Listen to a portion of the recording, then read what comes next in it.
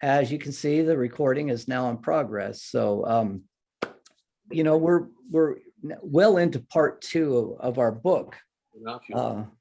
This one right here, in case you don't have it.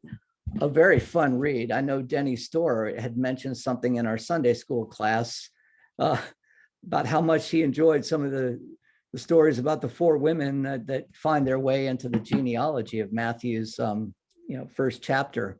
But we'll get to that today, unless you all have a lot to talk about, but I'm planning on it. So, but let's just, remind ourselves of our thesis, because this is, the context in which we have to look at this entire argument. And the thesis attributed to this, I can't remember his first name, is it James Goulder? His hypothesis that the Gospels were written as liturgical narratives to accompany the worship in the synagogue in the early church. So Jews who believed in Jesus would be going to the synagogue, and they would try to figure out ways, that's not a good way to put it. They would try to identify aspects of the Jesus story that matched up to the synagogue worship in a way that was uplifting and made sense to their assumption and their profession of Jesus as the Messiah. Now, this thesis rises and falls, however, on the assumption that the liturgical year in Judaism in the first century began at Passover. That's different from how the liturgical year is now observed. It begins at Rosh Hashanah, which is a full 6 months after Passover. So it's already on a little bit of shaky ground, but I think what Spong is already making a great argument, and probably one that Goulder himself would like. I take it that Goulder is not an accessible type scholar, but Spong is, and he's doing a great job, just, so far I can tell, explaining Goulder's thesis.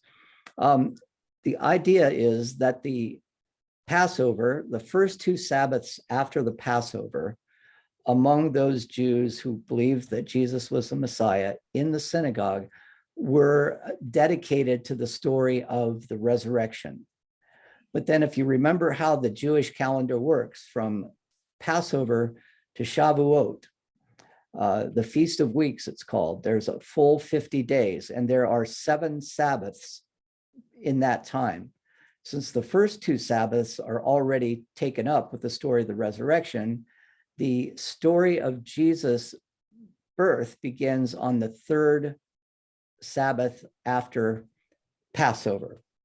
Very, very important to know. So, the 5 remaining Sabbaths between Passover and Shavuot will be dedicated to filling in the story about Jesus that Mark has already written. And remember, this is part of Spong's thesis as well.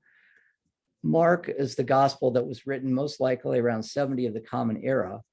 And Spong and Goulder both believe that Mark started this work, but began with Rosh Hashanah all the way to Passover.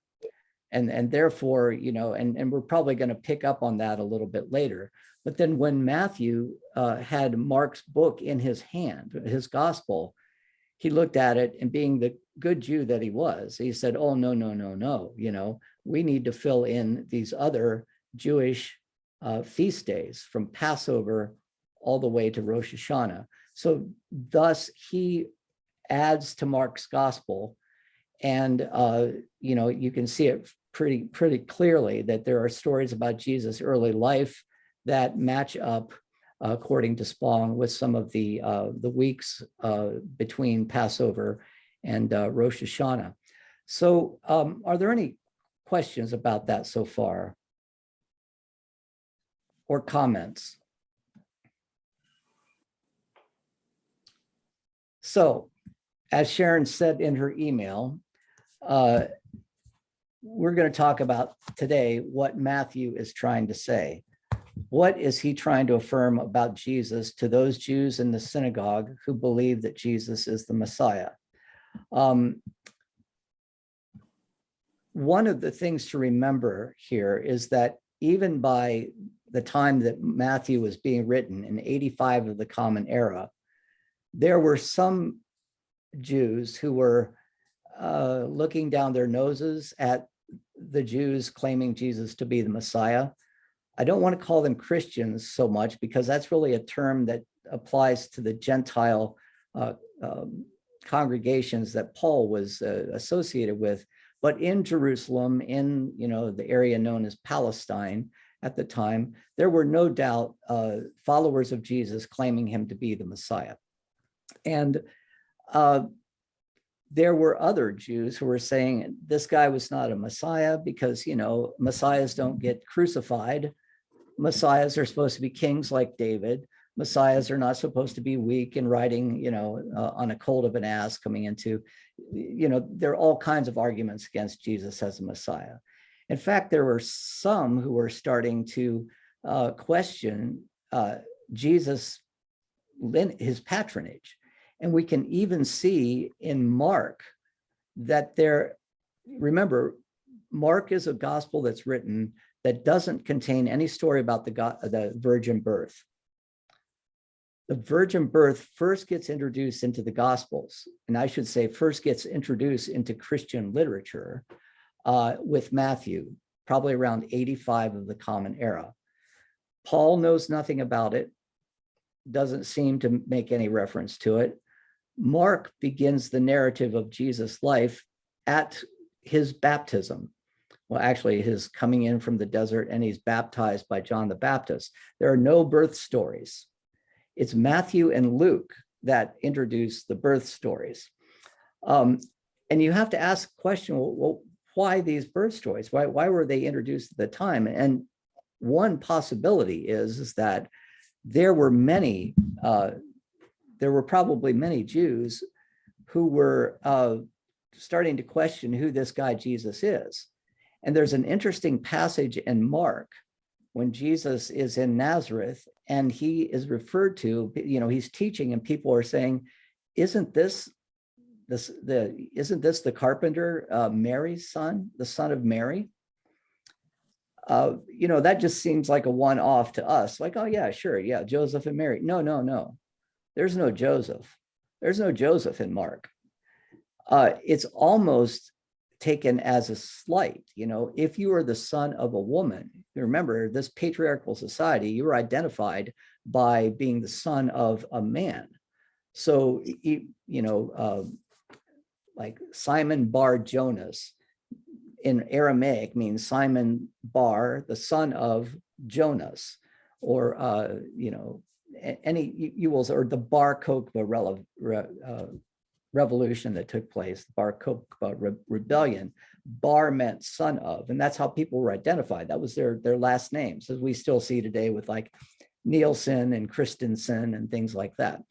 But the fact that Jesus was identified in Mark as the son of Mary brings into question this whole idea of his legitimacy as a Jew, right? And this was something that Jews and Romans both kind of made fun of, that Jesus was the son of a prostitute. And it was a Roman soldier who impregnated his mother, Mary. This is, I think this is in the Targum. But by the end of the first century, there are a lot of questions about, who's this guy Jesus, he's no doubt the son of a prostitute. We don't know anything about his dad. So it's no surprise that, given what we saw in Mark about, Jesus and his family, and there's no father in the picture, we assume, because Joseph was in the picture. No. Mark was written first. There's no mention of Joseph. So by the time Matthew's being written, one of the things that Matthew may be trying to say to get to our question is that Jesus' birth was extraordinary. it was not base. He was not base born, as so many people are saying. But here is the story of his birth. And the story of his birth is going to give us affirmation of who we believe God to be. And so comments about that or questions? Nobody. So in many ways, Matthew is rising to Jesus' defense. You will remember that the difference in stories between Matthew and Luke is one of, an angel appears in both of these stories to give the announcement that this would be Jesus, the Messiah, that he would be born. But in Matthew, the announcement is made to Joseph. Mary is completely secondary in this whole thing. Now it's Luke where we get the Annunciation, where the angel Gabriel comes to Mary and says, "Blessed are you among women. You are now carrying the child, and he will become the Messiah for his nations." And she sings this wonderful Magnificat, as my soul magnifies the Lord, for he has set the captives free. That Magnificat that's found in Luke 2 or 3, somewhere around there. But in Matthew, it's not about an angel and Mary. Mary is kind of secondary in this. The angel appears to the father and says, Joseph, I want to tell you something. Yes, you know that the woman is with child, but do not dismiss her. Do not send her away as an adulteress or whatever, because we all know that if you're engaged to be married to somebody and you end up pregnant and you know that you haven't had relations with her, well, then she's got to have something's been going on, some sort of adultery, some sort of a seduction, some sort of, who knows, but it certainly isn't of the law. So the angel appears to Joseph and says, do not dismiss her because she is with child by the Holy Spirit, which I'm sure Joseph took, with, sitting down thinking, oh yeah, well, that makes sense, by the Holy Spirit. Yeah. One of those. This is not similar to any of the stories that we find in the Hebrew Bible. Now, usually in the Hebrew Bible, you have stories about women who are barren. We think of Hannah, for example, or we think of Sarah, who has a child late in life. But this idea of a God impregnating a female human is an entirely Greek idea. Part of the Greco-Roman world would have known by this time the story of Alexander the Great, who was, the offspring of, I can't remember what god it was, maybe Zeus, probably Zeus, but he was a demigod. He was part man and part God. He had a divine character to him. Now we're going to see how this introduction of the theological idea of a man who has God as a father and Mary as a mother is going to create some theological problems. So how much of Jesus was human and how much of Jesus was divine? Those were the things that the Greeks didn't care about, right? But remember, when we start thinking about after 150 of the Common Era, where the Greco-Roman philosophical system starts to be applied to some of the ideas that were meant to be allegorical and symbolic in the New Testament, then we find ourselves doing all kinds of theological somersaults and trying to explain how Jesus is fully God and fully human, and all of those things that we affirm when we say the Apostles' Creed or the Nicene Creed. But what an interesting story, right? Matthew is going to introduce a story that's going to have, two components to it. One of the components is explaining where Jesus comes from. And if there's a story out there of, perhaps circulating among some of the synagogues who didn't believe Jesus was Messiah, then Matthew's going to, kind of quell the fire. Jesus was born of a virgin. And not only was he born of a virgin, but this was done to fulfill a prophecy in Isaiah chapter 7, verse 14. And Matthew really sticks his foot in it here because anybody, even reading in English, can see that Isaiah 7, chapter 14, is really not so much a prophecy that refers to events that are going to happen 700 years down the line. It doesn't talk about a future Messiah. It talks about, a sign that's being given to a king by the name of Ahaz in the present moment, in about the year 722 before the Common Era. So let me stop and see if there are any questions I can or comments that people might want to make before I move on to the so-called virgin birth. Yeah, Dan, my college religion teacher named Treves, he said that the word virgin did not mean sexually pure as it does now, but Correct. rather it's more generic of young women who've not been married. Correct. That is absolutely right. And that's what I was moving into that just right now. So, but anybody else? So even way back in the 19th century, Dwight, when you were going to college. Yes.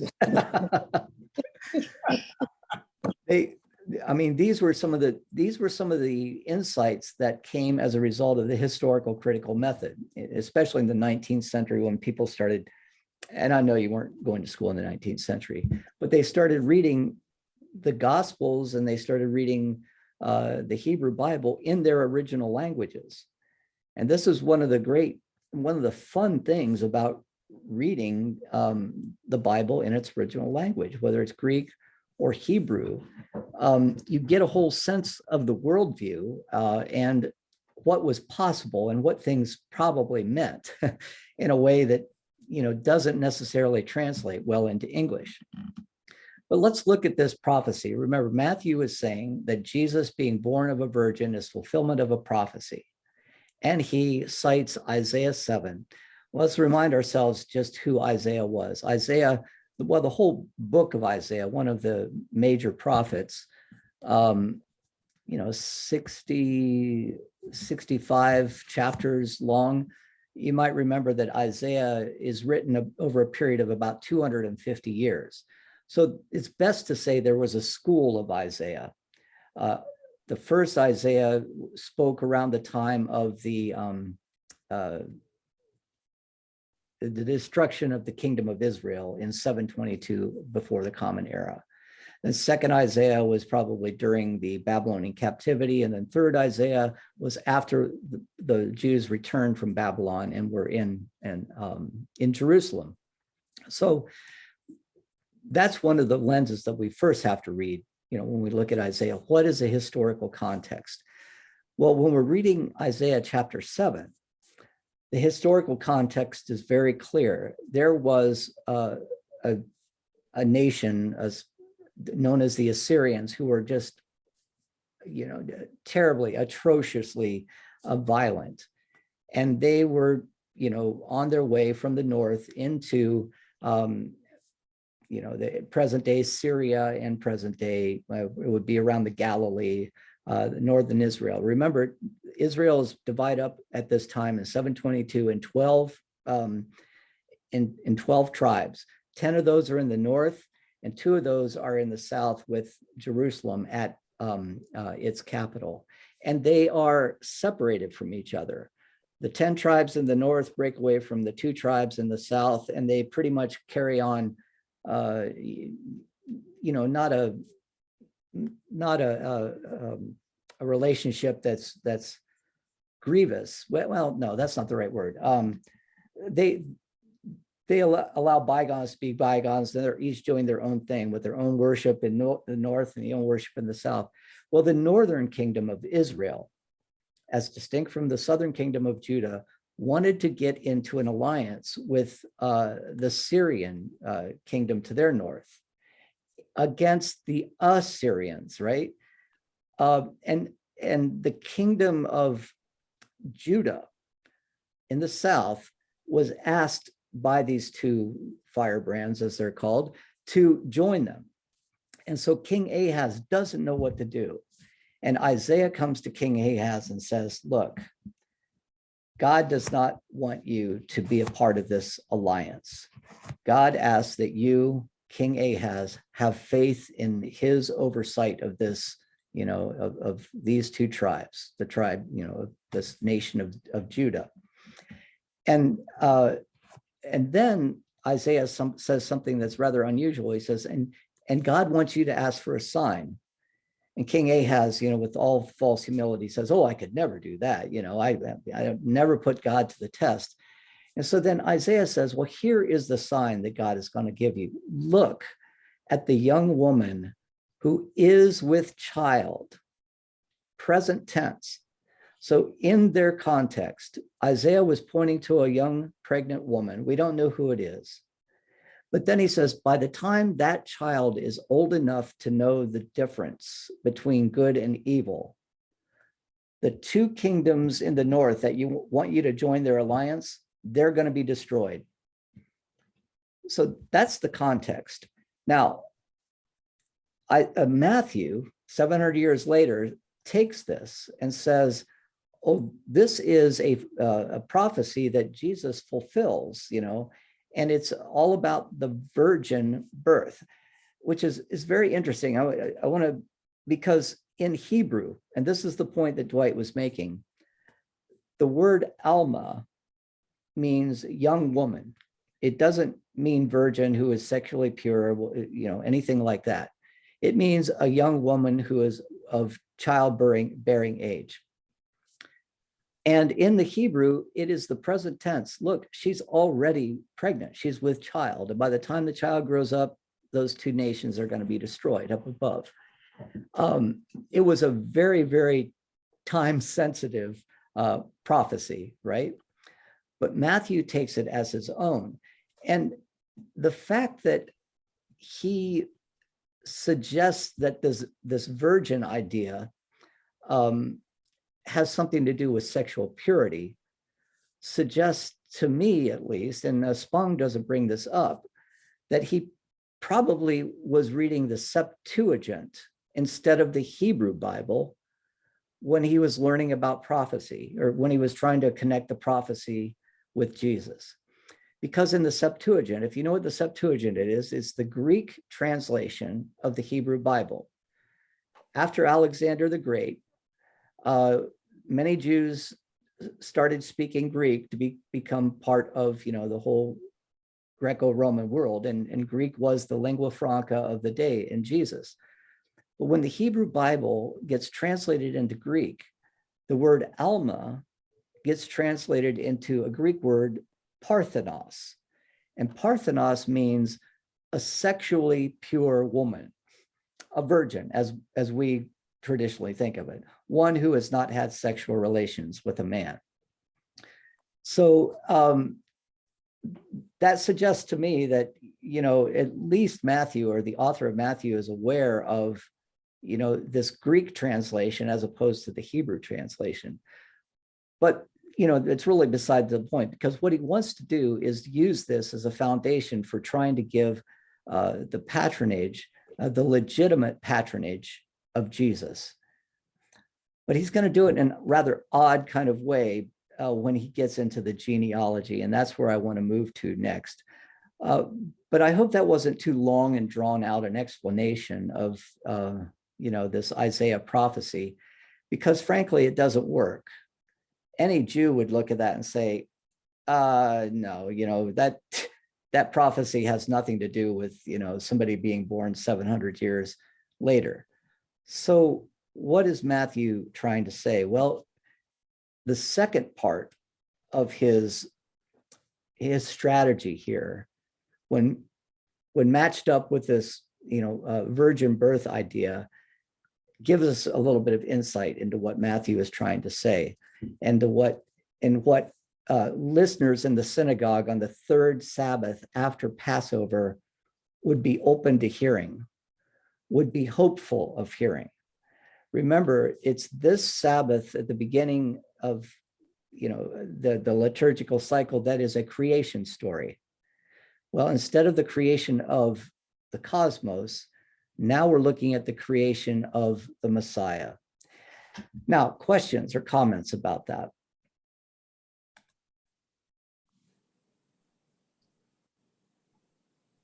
Glad to know I'm completely lucid. And you know what? And I'm also very, I try to be a learner. If I'm telling you things, some of you already know this stuff. I know because we've talked about it several different times. So if I'm being too, if I'm assuming that you don't know this too much, you please let me know, because I don't want to bore you with things that you may already know. Dan, yeah, go ahead, Mac. I would just make a comment. Dwight implied that he'd learned this in his schooling, and I can tell you, I think Sharon can corroborate me that a lot of this was standard New Testament 101 at Hastings College. Yep. 52 years ago. Right. But I think what is interesting to note is, while it may not seem controversial to some of us who've been dealing with it for 52 years, it is still controversial. Yeah. Oh, yeah. And it was very controversial to probably most of my classmates 52 years ago, some of which would, drop the class over it. But it was also controversial every time Spong would publish something like this. Yeah. He got the reputation of being controversial, and this is one of the reasons. Yeah. I also, just one other closing comment, I don't know if you're going to get to this or not, but when you think about the mistranslation of the word Alma into Parthenos, the impact that has had on the development of the Christian religion over the life of the Christian religion and the veneration of the Virgin Mary and all of the art and the churches and everything, it's phenomenal.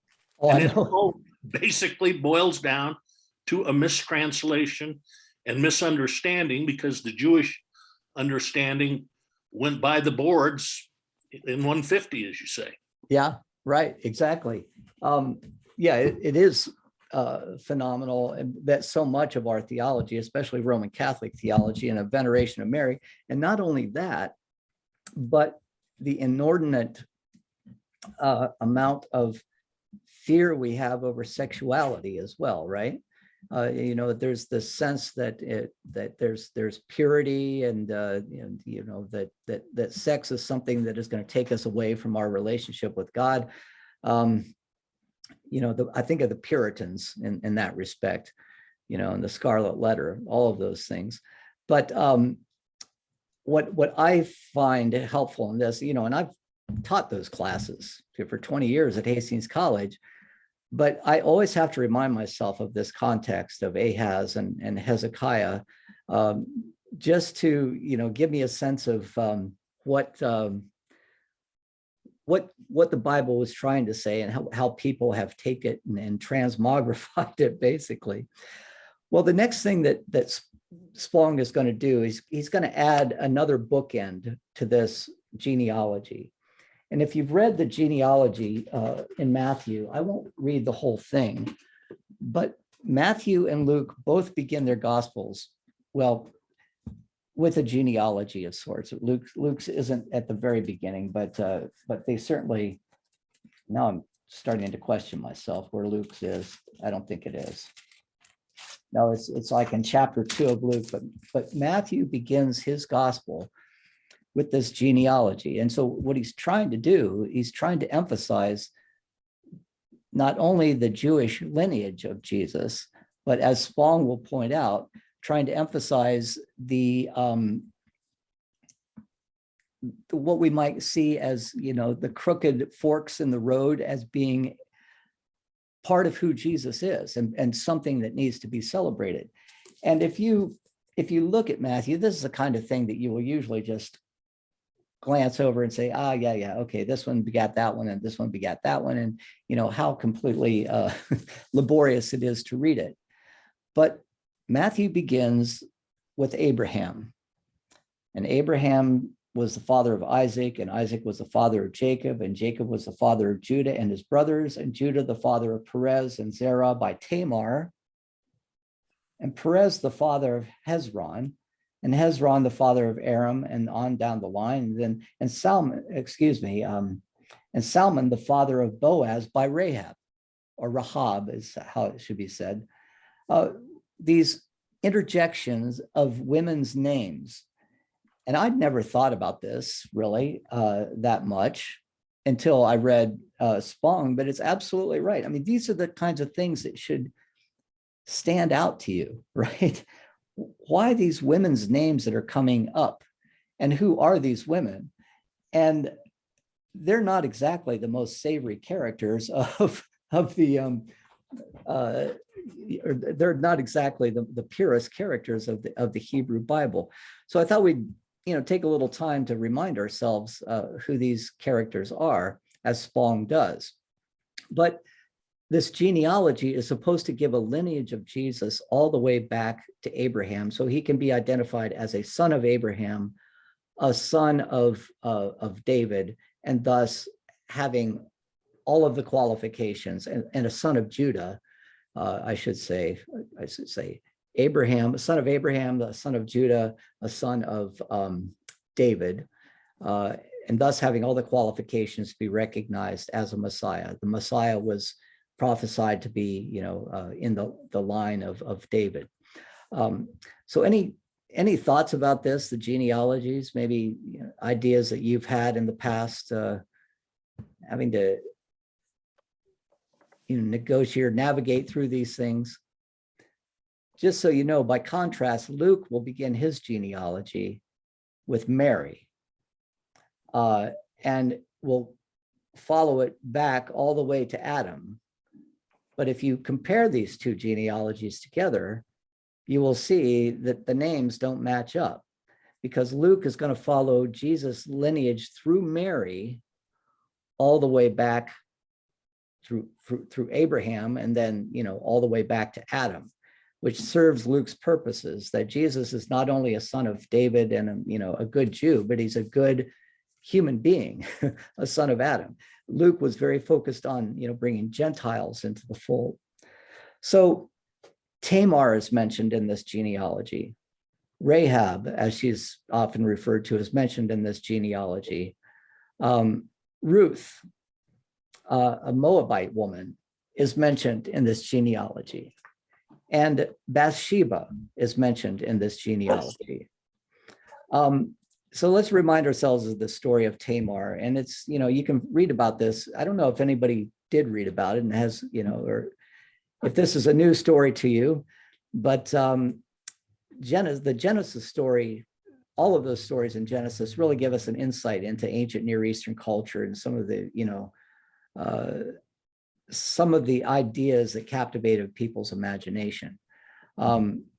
But Judah, being the son of Jacob, one of the sons of Jacob, had a son, and I cannot remember his name now, but this son was married to Tamar. And Tamar, thus was part of Judah's clan when she marries Judah's son, but this son dies. And by Jewish law that you can read about in Deuteronomy and Leviticus, the idea was that the wife, and actually it's really the property of the son, goes to the next oldest son. And this son's name was Onan. And because she was without issue with her first husband,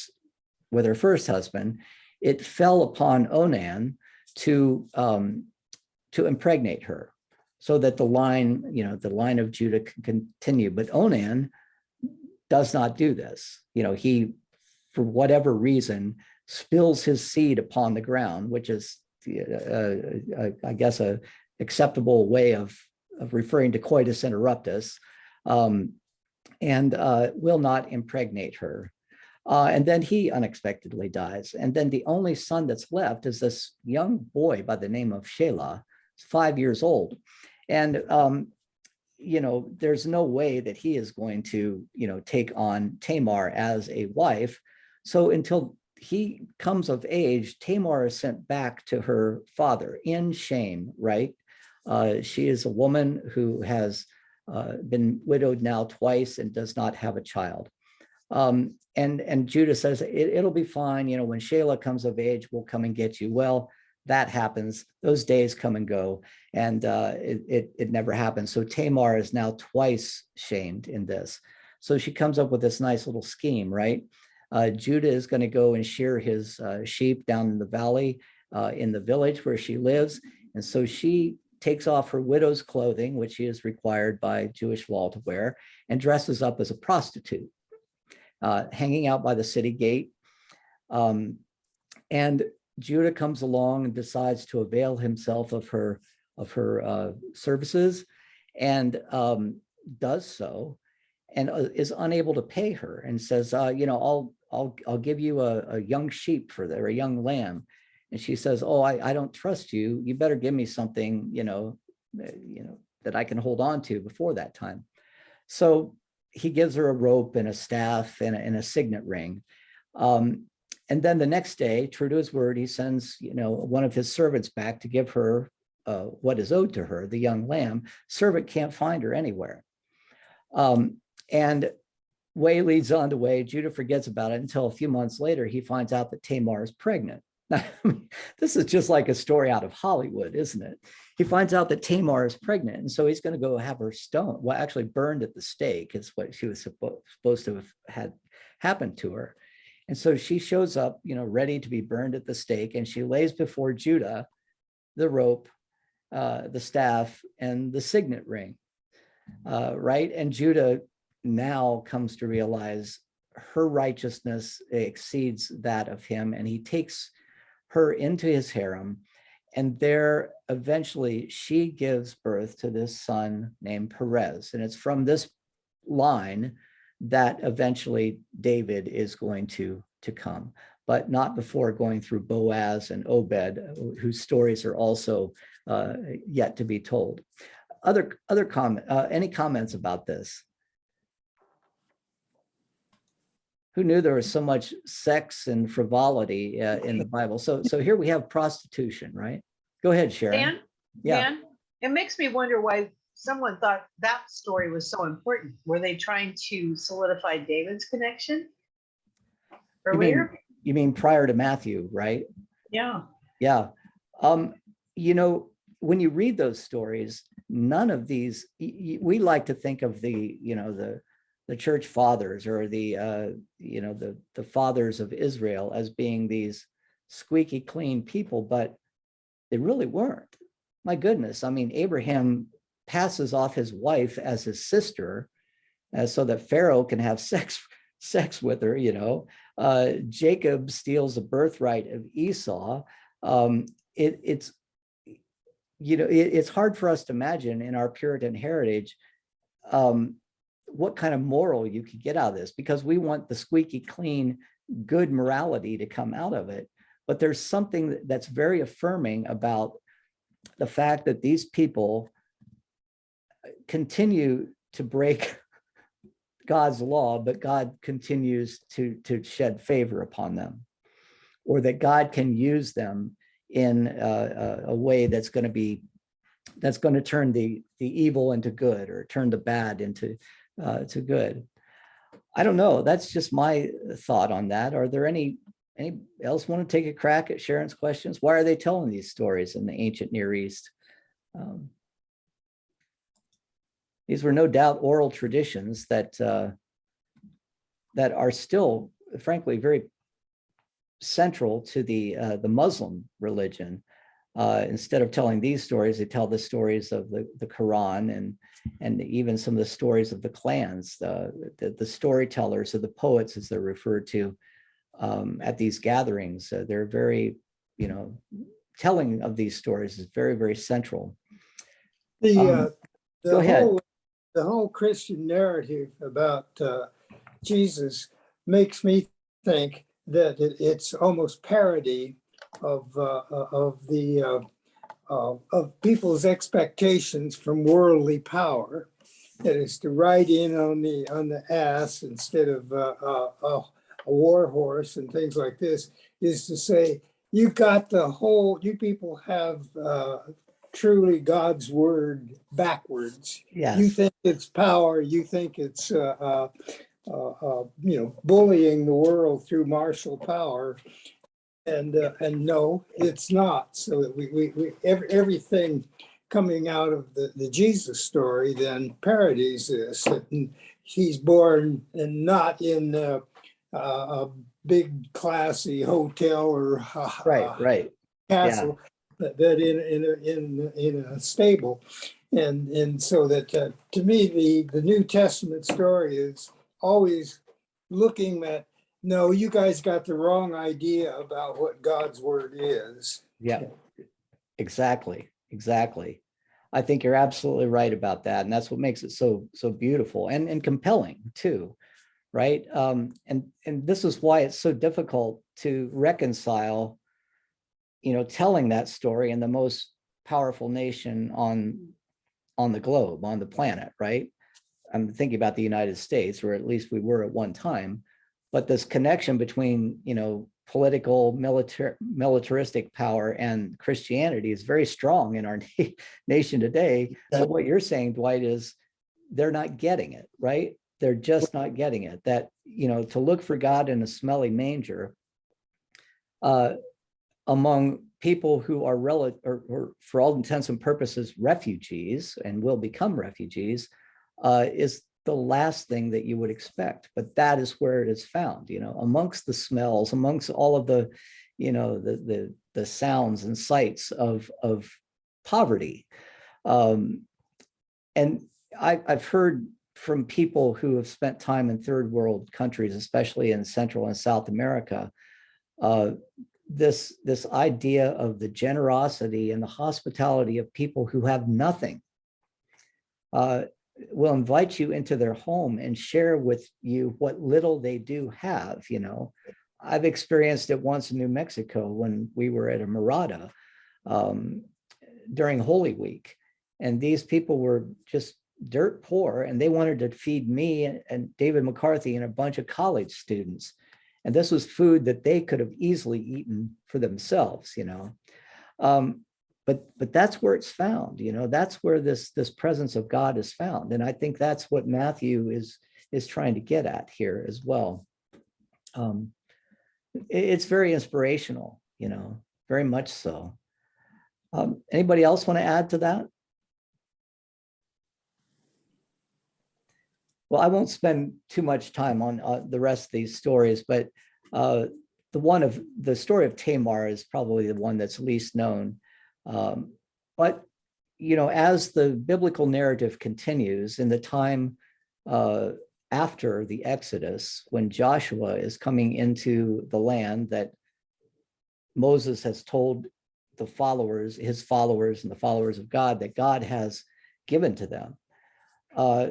There are Canaanites in the land and there are giants in the land, as they say, and they have to send in some spies to say, how are we going to take this city, Jericho? How are we going to take it back as ours? And as they're in the city, the spies, Joshua and his crew are hanging out on the other side of the Jordan River. The spies move into Jericho to try to get some intelligence on, how to take the city. And a woman there named Rahab takes them in, gives them shelter, hides them from people who are looking for them, and makes a deal with them. Look, I know that your God is a great God. When you and your people come across the Jordan, I want you to give shelter to my family. I want you to save my family. And the way you will know that is by this red thread that is hanging down from my window.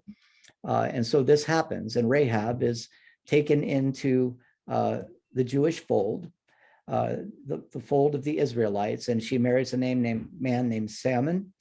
and variation on Solomon, and thus becomes the father of Boaz. Boaz, who we're going to find out is going to appear in the next story. So Rahab, the prostitute, I don't, if I did not mention that, I should have. She is a prostitute in this city, and therefore, looked down upon, is taken into the fold. And through her issue of Boaz is going to continue the line that is going to be part of who Jesus is. Her son, Rahab's son, Boaz, is going to marry a Moabite woman by the name of Ruth. And the way that this story unfolds, I think maybe I shouldn't assume too much, but you probably know the story of Ruth. Ruth and Naomi are in Moab, and they lose their husbands. And Naomi says, "I'm going to go back to my people, in Judah, the land of Judah, and there go back to my family." And Ruth the Moabite said, and note also, Rahab was not part of the Israelite nation, but was taken in. Ruth was not part of the Israelite, community, but was taken in. So outsiders are welcomed in. And Ruth, for her love for her mother-in-law, goes with Naomi back to Israel, and way leads on to way, finds herself under the protection of Boaz. But it is manipulated. Ruth, through her seduction of Boaz, basically sleeps with him while he's drunk, lies at his feet, as they say. And when they wake up the next morning, she says, I'm part of your clan, you're my next of kin, you should marry me. And Boaz tries to find another person who's closer in the lineage to Ruth, and he can't. He ends up marrying her. He does the righteous thing. He does the right thing. And then their son is named Obed. And it's going to be Obed who is going to be the grandfather of David. So you see how all of this works.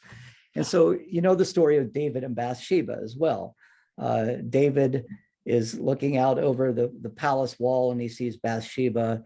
And as the story goes, eventually he impregnates her through adultery and through his own form of seduction and power over. And it is through that union, of course, that first child dies, and there's all kinds of sins that are created around this. Bathsheba's husband, lest he find out about, the pregnancy, is murdered literally in war. Uriah is his name. He's sent off into battle, and David tells his general to pull back so that Uriah is killed, and it's all hushed up. Well, this child is eventually born, and it dies. But then later, Bathsheba and David have another child named Solomon, and thus the line continues. But if we look at these women, we can see Tamar, the prostitute, and her deception. Rahab, another prostitute. Ruth, a woman whose seduction, gets her married to Boaz. And then, of course, Bathsheba through adultery. Matthew makes it a point to name each of these women in his genealogy. And the conclusion, and this, I had to write it out, that Spong draws from all of this, when we ask the question, what is Matthew trying to say? It's this. Matthew's point in telling the two stories, the virgin birth and then the four women in the genealogy, Matthew's point is now complete. The line that produced Jesus of Nazareth flowed through the incest of Tamar, the prostitution of Rahab, the seduction of Ruth, and the adultery of Bathsheba. That is the way this gospel writer decided to introduce his story of the miraculous virgin birth of Jesus. So when these two themes are put together, Matthew's message becomes obvious. God can bring holiness out of any human symbol of brokenness, any human symbol of inadequacy or even evil. God can bring holiness out of incest, out of prostitution, out of seduction, out of adultery. God also, through this story of the birth of Christ, was in Christ. And God can work through any set of human circumstances to bring holiness out of life. And that is what Matthew wants to impress upon the believers in the synagogue on the third Sabbath after Passover, when they're hearing the creation story anew through the lens of their profession of Jesus as the Messiah. So that brings us to page 77 of our, and through the first Sabbath day of the synagogue worship. Are there thoughts that you would like to add to this?